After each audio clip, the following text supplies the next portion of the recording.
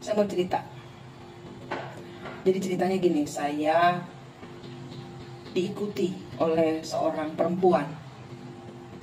Waktu itu saya nggak tahu ya apa yang terjadi, kenapa ini perempuan ngikutin, kayak dia bertahun-tahun lamanya nggak pernah stalking saya, tiba-tiba ngikutin saya nih kemana-mana. Jadi mata saya tuh ngebaca, loh kok dia, kok tumben gitu kan. Nah, kemudian saya cek, ternyata pacarnya dia lagi ada di Bali. Kemudian saya bingung dong, apa urusannya dengan saya, kenapa saya yang di stalking, orang saya nggak ada urusan apa-apa dengan pacarnya dia. Kemudian saya mencoba bertanya kepada gaibnya atau leluhurnya atau penjaganya dia. Mereka berdua saya tanya, ini ada apa? Nah, ternyata mereka kayak nggak sepaham soal liburan. Jadi si ceweknya liburan kemana, si cowoknya liburan ke Bali gitu ya. Saya tanya kan, sebenarnya ada apa? Emang ada masalah? Kenapa nggak mau liburan bareng gitu kan? Ternyata si cewek ini punya pacar lagi.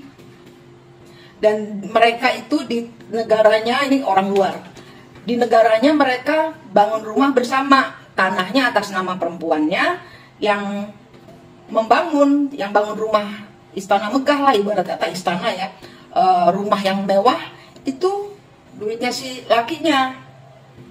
Nah, karena udah punya pacar lagi, dia mau buat si cowoknya ini entah celaka, entah gimana, pokoknya nggak balik lagi ke negaranya, biar pulang dalam kondisi jenazah.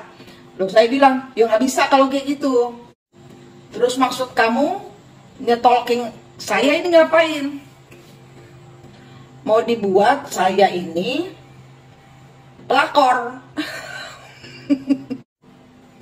Aduh, enek deh sama urusan pelakor-pelakor. Enggak, saya udah insyaf, saya sudah bertobat. Dulu saya nakal, sekarang saya tidak lagi. Saya menolak dijadikan pelakor. Saya paksa dia, kalau kamu sendiri yang tidak mengaku bahwa kamu sudah berselingkuh dan ingin mengakhiri hubungan ini, kamu yang akan celaka. Saya bakar itu rumahnya. Sampai saya kesel. Kok urusan rumah jadi urusan harta duniawi, bisa sampai membuat orang akan balik dalam kondisi jenazah? Nggak bisa. Kita tidak main Tuhan, nggak boleh. Saya nggak izinkan.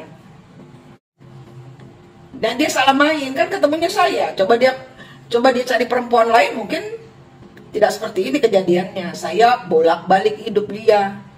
Saya paksa dia untuk mengaku, ya, biar dia yang mengaku bahwa dia sudah berselingkuh dan ingin bersama lelaki lain itu, dan rumahnya harus adil dong, harus bagi dua gitu. Saya setuju bagi dua, walaupun besar uangnya si cowoknya ini, harus adil dong.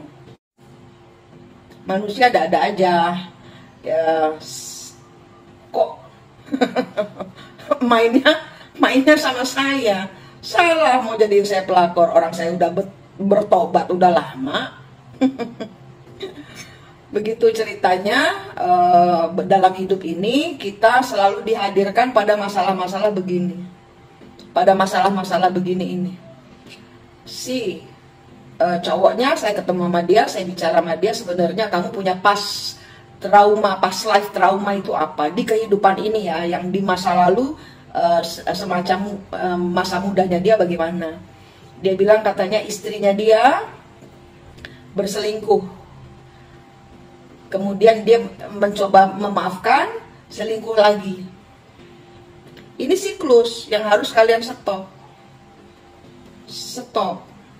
Karena kakaknya dia pun mengalami hal yang sama.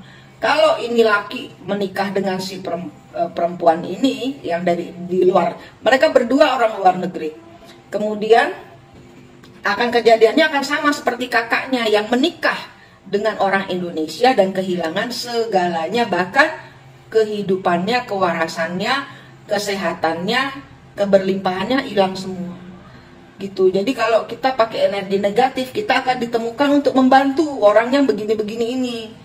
Dengan apa? Ya gaib ketemu gaib lah. Karena saya yang sudah Karena kan saya yang ditumbalkan, ya ibarat kata saya mau dijadikan tumbal pelakor supaya dia bisa nuduh saya sebagai pengambil lakinya dia gitu. Oh, no. Baik-baik jadi manusia, ya, baik-baik jadi orang, pintar-pintarlah bersujud, pintar-pintarlah menyembah.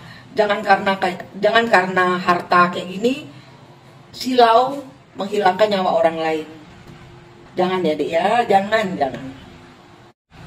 Cek energi kalian bisa jadi penengah di antara kedua energi yang random ini, negatif ini, ya. Begitulah adanya cerita hari ini. Semoga bisa menjadi pelajaran untuk aware terhadap energi apapun juga yang akan mencelakaimu. Selalu dekat dengan Tuhan sehingga kita dihindarkan dari bencana. Rahayu.